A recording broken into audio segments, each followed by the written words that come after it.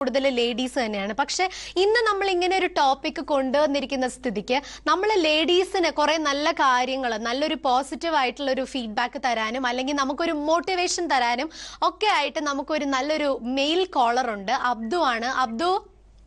Hello Abdu, good afternoon. Good afternoon. Abdu, ladies ഓൺലിയിൽ വളരെ കുറച്ച് എന്താ പറയാ മെയിൽ കോളേഴ്സേ ഉണ്ടാവാറുള്ളൂ. അതിലൊരാളാണ് കേട്ടോ അബ്ദു.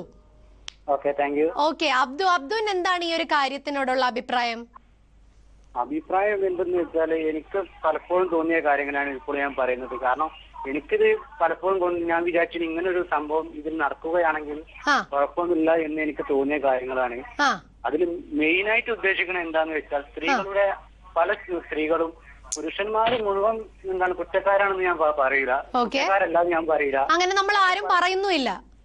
പക്ഷെ പലപ്പോഴും സ്ത്രീകളുടെ മനോഭാവം പലപ്പോഴും പുരുഷന്മാർക്കെതിരായിട്ട് നിൽക്കുന്നുണ്ട്. കാരണം അവരുടെ കാര്യങ്ങൾ നമ്മൾ ഇടപെടുമ്പോൾ അവരുടെ പേടി വെച്ചിട്ടാണ് നമ്മളോട് പറയുന്നത് ഞങ്ങൾക്ക് അങ്ങനെ ഒരു പ്രശ്നമില്ല എന്ന് വരാം. അപ്പോൾ ഞങ്ങൾ അതിൽ എന്താണത് ഞങ്ങൾക്കൊരു ചർച്ച എന്നതിൽ ഇങ്ങനെ തോന്നുന്നു, ഞങ്ങൾക്കൊരു ഷെയിമായല്ലോ എന്നുള്ളതിൽ ഇങ്ങനെ തോന്നി പോവുകയാണ്. ശരി. കാരണം തന്നെ എന്താണ്, സ്ത്രീകൾ എന്ന് പറഞ്ഞാൽ പലപ്പോഴും ധീരതയോടായിട്ട് നമ്മൾ പലപ്പോഴും ലക്ഷ്മിറായി, ബീഗം, മസാരത്തുമാലി, ഇങ്ങനെ കുറെ ആൾക്കാരെ നമ്മൾ കണ്ടിരിക്കണേ. കാരണം ഇവരൊന്നും ഇല്ലെങ്കിൽ നമ്മൾക്ക് സ്വാതന്ത്ര്യം എന്ന സാധനം ഇന്ത്യക്ക് കിട്ടുക തന്നെ ഇല്ല. എന്നിട്ടും ഇവർ ഈ കാലഘട്ടത്തില് എന്താണ് പേടിച്ചു നിൽക്കുക എന്ന് പറയുമ്പോൾ ആരെ പേടിച്ചിട്ടാണ് നിൽക്കുന്നതെന്ന് ഞങ്ങൾക്ക്. ഓക്കെ, അപ്പൊ അബ്ദു പറയുന്നത് സ്ത്രീ ആരെയും പേടിക്കണ്ട, വളരെ സ്ട്രോങ് ആയിട്ട് അവളുടെ സെൽഫ് ആയിട്ടുള്ള കാര്യങ്ങൾ ചെയ്യാനായിട്ടുള്ള ഒരു ബോൾഡ്നെസ് വേണം എന്നാണ് അല്ലേ? അതിന് ഞാൻ പറഞ്ഞു. കാരണം പല മഹാഭാരതം, അതേപോലെ രാമായണം, ഇങ്ങനെ കാര്യങ്ങളിലൊക്കെ പല ദേവികളെയും കുറിച്ച് കേൾക്കണ്ടേ.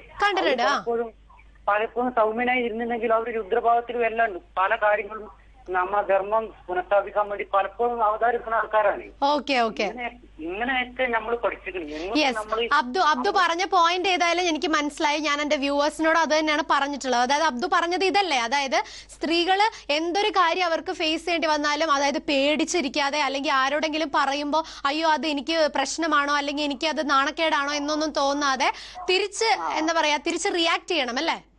അതെ, തിരിച്ച് റിയാക്ട് ചെയ്യണം. അതാണ് ഞാൻ ഉദ്ദേശിക്കുന്നത്. ഓക്കെ. അപ്പൊ എന്തായാലും അബ്ദു പറഞ്ഞോ.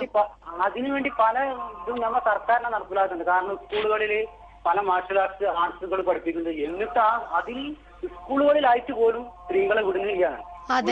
പക്ഷെ അതിന് എന്താണ് അതായത് പൂർണ്ണമായിട്ടുള്ള ഒരു പിന്തുണ ഇവര് തന്നെ മാതാപിതാക്കൾ തന്നെ കൊടുക്കണം എന്നാണ് പറയുന്നത്. ഞങ്ങൾ തന്നെ പലപ്പോഴും ഒരു ക്യാമ്പയിൻ നടത്തി സ്ത്രീകളെ ഞാനൊരു മാർഷൽ ആർട്സ് പഠിക്കുന്ന ആളാണ്, അങ്ങോട്ട് കൊണ്ടുവരാൻ ശ്രമിച്ചു.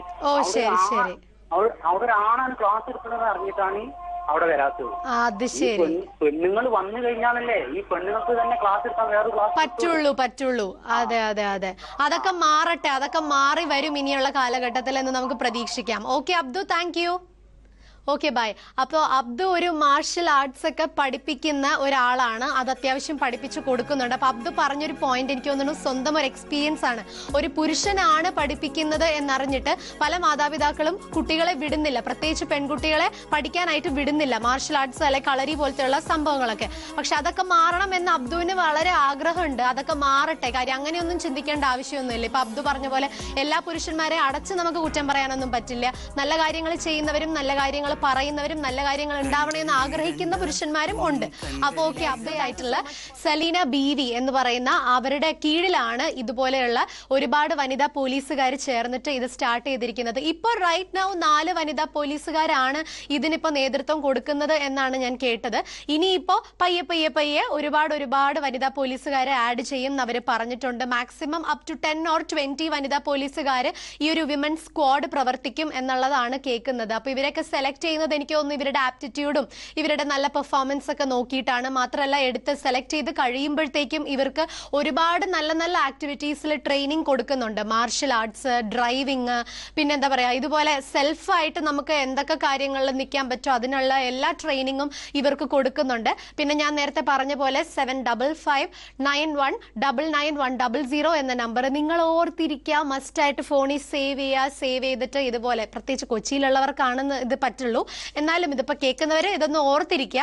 അപ്പോൾ എന്തായാലും നല്ല ഒരു കാര്യമാണ് എന്ന് എനിക്ക് തോന്നുന്നു. ഇതിൻ്റെ ഫുൾ ഒരു സപ്പോർട്ട് ലേഡീസിൻ്റെ ഭാഗത്തുനിന്ന് തീർച്ചയായിട്ടും ഉണ്ടാവും എന്ന് ലേഡീസ് ഓൺലിയിലൂടെ ഞാനൊരു ഉറപ്പ് കൊടുക്കുകയാണ്.